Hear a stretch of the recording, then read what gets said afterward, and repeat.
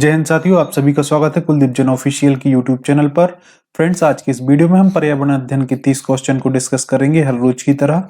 ये क्वेश्चन आपके CTET exam जनवरी 2024 के लिए इंपॉर्टेंट होंगे। तो इस वीडियो में हम 31 से लेकर के क्वेश्चन नंबर 60 तक डिस्कस करेंगे। 1 से 30 तक के हम प्रीवियस वीडियो में डिस्कस कर चुके हैं। आई होप आपने वो वीडियो देखी होगी। तो फ्रेंड्स, आइए स्टार्ट करते हैं। आज का हमारा पहला क्वेश्चन है, सौर सेल के निर्माण हेतु किस पदार्थ का उपयोग किया जाता है। सौर सेल के निर्माण में पूछा है आपसे किस पदार्थ का, किस तत्व का उपयोग किया जाता है। तो इसके लिए हम एलडी जो सिलिकॉन है उसका उपयोग करते हैं सौर सेल के निर्माण में। ऑप्शन 4 इसका सही आंसर होगा।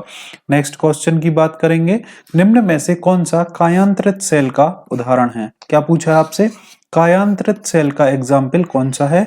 ग्रेनाइट नहीं है, बलुआ पत्थर नहीं है और चूना पत्थर इसका एग्जाम्पल नहीं है। इसका जो उदाहरण है संगमरमर। ये क्वेश्चन आपसे पूछा जाता है कि कायांतरित सेल का उदाहरण है, तो उसका आंसर हो जाएगा संगमरमर। नेक्स्ट क्वेश्चन, निम्नलिखित में से कौन सा लवण महासागरों में सर्वाधिक मात्रा में पाया जाता है। तो हम देखते हैं कि जो महासागरों का जल है वह कैसा होता है, खारा होता है, नमकीन होता है। और नमकीन किसके कारण होता है, NaCl, मतलब नमक के कारण ये होता है। तो सर्वाधिक जो होगा सोडियम क्लोराइड इसमें पाया जाता है, किसमें, महासागरों के जल में। ऑप्शन 4 इसका करेक्ट आंसर होगा। नेक्स्ट क्वेश्चन, एक रेलगाड़ी अहमदाबाद से त्रिवेंद्रम की ओर जाते हुए कई सुरंगों से गुजरती है। ये सुरंगें किन पहाड़ियों में हैं। तो ये क्वेश्चन आपके सीटेट एग्जाम में पूछा हुआ क्वेश्चन है। ऐसा ही क्वेश्चन आपसे पूछा जाएगा पूर्वी घाट, पश्चिमी घाट, हिमालय या अरावली। तो आप इस तरीके से मान लो ये प्रायद्वीपीय भारत का मैप बना लेते हैं। तो यहाँ कहीं आपका अहमदाबाद होगा और यहाँ कहीं आपका त्रिवेंद्रम। तो यहाँ पे जो आपको जो पहाड़ियां मिलेंगी वह होंगी आपकी पश्चिमी घाट की पहाड़ियां, जिनमें ये सुरंगें स्थित होंगी। ऑप्शन 2 इस क्वेश्चन का करेक्ट आंसर होगा। फ्रेंड्स, नेक्स्ट क्वेश्चन की बात करेंगे, निम्नलिखित में से किस मिट्टी का विस्तार भारत में सर्वाधिक क्षेत्र पर है। तो सर्वाधिक मात्रा में पाई जाने वाली मिट्टी जो सर्वाधिक क्षेत्र को कवर करती है वह है आपकी जलोढ़ मिट्टी। जलोढ़ मिट्टी भारत के भूभाग में सर्वाधिक क्षेत्र में देखने को मिलती है। नेक्स्ट क्वेश्चन, भोजन के लिए हरे पेड़ पौधे पर निर्भर रहने वाले शाकाहारी जंतु क्या कहलाते हैं। शाकाहारी जंतु क्या कहलाते हैं, जो पेड़ पौधों पर निर्भर करते हैं। द्वितीयक चरण उपभोक्ता नहीं कहलाते, तृतीयक चरण उपभोक्ता नहीं कहलाते और उपभोक्ता भी नहीं कहलाते। ये कहलाते हैं आपके प्रथम चरण उपभोक्ता। ऑप्शन 2 इस क्वेश्चन का करेक्ट आंसर होगा। नेक्स्ट, ये भी क्वेश्चन आपके सीटेट एग्जाम में पूछा हुआ क्वेश्चन है, बाघों की निम्नलिखित में से कौन सी विशेषताएं उन्हें अंधेरे में आगे बढ़ने और अपना शिकार खोजने में मदद नहीं करती। यहाँ पे मदद नहीं करती, उसको ढूंढना है। तो संवेदनशील गलमुच्छे शिकार को ढूंढने में मदद करते हैं। विभिन्न दिशाओं में कानों की गति भी अलग अलग आवाज को पहचानने में मदद करते हैं। सुनने का तीव्र आभास भी उनको शिकार ढूंढने में मदद करते हैं। जो जोर की गर्जना है यह मदद नहीं करते शिकार को ढूंढने में। नेक्स्ट क्वेश्चन की बात करेंगे, किस राज्य में फूलों की घाटी राष्ट्रीय उद्यान स्थित है। फूलों की घाटी राष्ट्रीय उद्यान ये उत्तराखंड में स्थित है। ये क्वेश्चन भी आपका सीटेट एग्जाम में पूछा हुआ क्वेश्चन है और उद्यान से संबंधित, राष्ट्रीय उद्यान से संबंधित रेगुलर बेसिस पर आपको सीटेट एग्जाम में पूछे जाते हैं। उत्तर प्रदेश में याद रखना दुधवा नेशनल पार्क मिलता है, एराविकुलम केरल में मिलता है, बांदीपुर, नांगरहोल, बन्नेरघट्टा और अंसी ये कर्नाटक में देखने को मिलते हैं। नेक्स्ट क्वेश्चन की बात करेंगे। अगला क्वेश्चन है, पर्यावरण शिक्षा में समस्या समाधान विधि का गुण है सृजनात्मक विधि। बिल्कुल सही बात है, पर्यावरण शिक्षा के द्वारा सृजनात्मकता बढ़ती है। लक्ष्य केंद्रित विधि भी सही है और चयनात्मकता भी सही है। मतलब ये तीनों ऑप्शन सही हैं। तो उपरोक्त तो सभी हमारा ऑप्शन 4 इस क्वेश्चन के लिए सही आंसर हो जाएगा। फ्रेंड्स, नेक्स्ट क्वेश्चन की बात करेंगे, निम्नलिखित में से मच्छरों द्वारा फैलने या होने वाले दो रोगों के जोड़े को चुनिए। तो मच्छर के द्वारा मलेरिया होता है और डेंगू होता है। तो ऑप्शन 1 करेक्ट आंसर होगा कि मलेरिया और जो डेंगू है वह किसके द्वारा फैलता है, मच्छर के द्वारा फैलता है। तो इसको भी आप याद कर सकते हैं। अगले क्वेश्चन की बात करेंगे, इकोसिस्टम की सही परिभाषा क्या है? किसी स्थान का आजीवीय घटक, तो ये गलत हो जाएगा क्योंकि हमने पढ़ा था कि इकोसिस्टम जीव या जंतु का समुदाय होता है और उनके आसपास का जो वातावरण है उसका आपसी क्या होता है, ये संतुलन क्या कहलाता है, इकोसिस्टम कहलाता है। जीव समुदाय और उनके वातावरण का संतुलन तंत्र क्या कहलाता है, इकोसिस्टम। ऑप्शन 4 करेक्ट होगा। चार चिनार एक बहुत प्रसिद्ध पर्यटक स्थल है।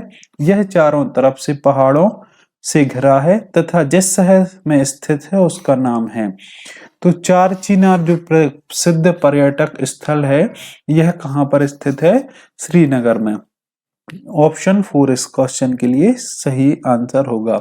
नेक्स्ट, भूकंप की तीव्रता मापने के लिए यंत्र को क्या कहते हैं? तो भूकंप की तीव्रता को जिस यंत्र के द्वारा मापा जाता है वह कहलाता है सिस्मोग्राफ। ऑप्शन 1 इस क्वेश्चन का करेक्ट आंसर होगा। कार्डियोग्राफ ये हृदय से संबंधित, आपके हार्ट से संबंधित होता है। बैरोमीटर का ये इसमें करेक्ट आंसर नहीं होगा। ऑप्शन 1 इसका करेक्ट आंसर होगा। नेक्स्ट, गिर राष्ट्रीय पार्क किस राज्य में स्थित है? तो गिर किस में है, गुजरात राज्य में स्थित है। गिर पे क्या होता है, यहाँ पे जो शेर हैं, शेर का प्राकृतिक आवास है गिर जो राष्ट्रीय पार्क है।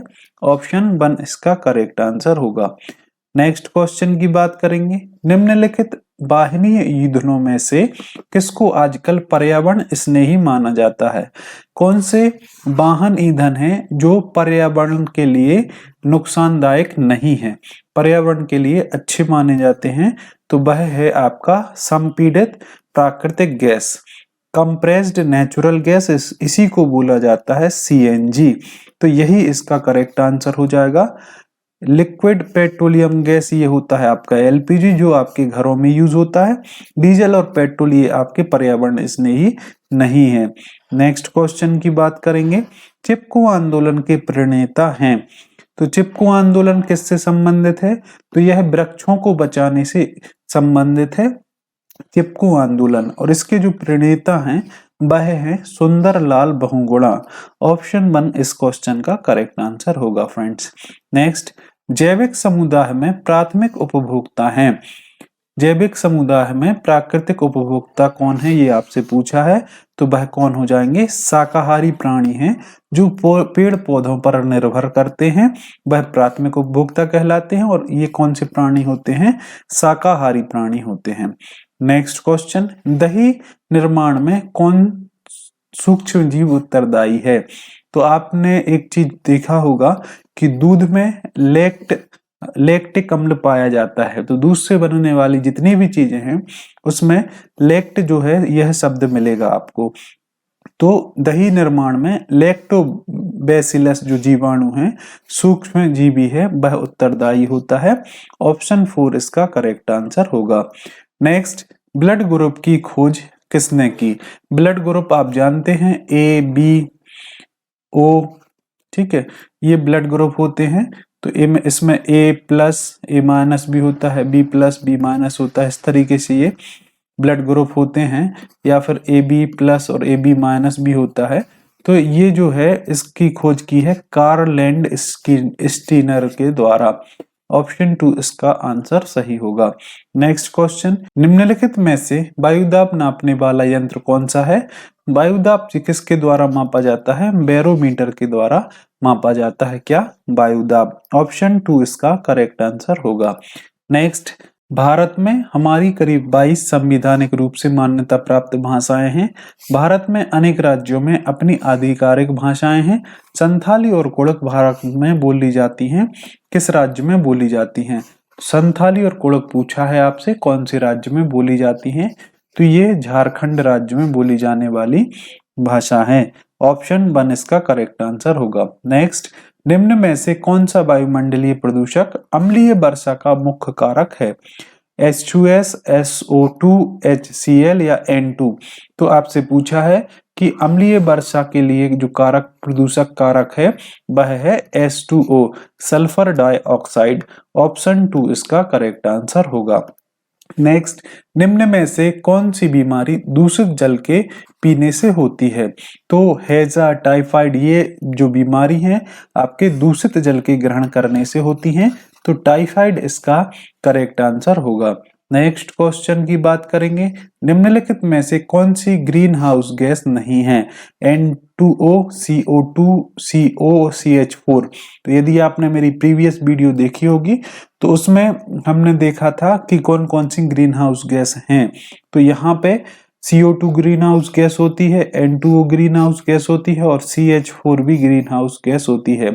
इसके अलावा जल वाष्प भी एक तरीके से ग्रीन हाउस के लिए उत्तरदायी होता है। Carbon monoxide green house gas नहीं होती है। ऑप्शन 3 इसका करेक्ट आंसर होगा।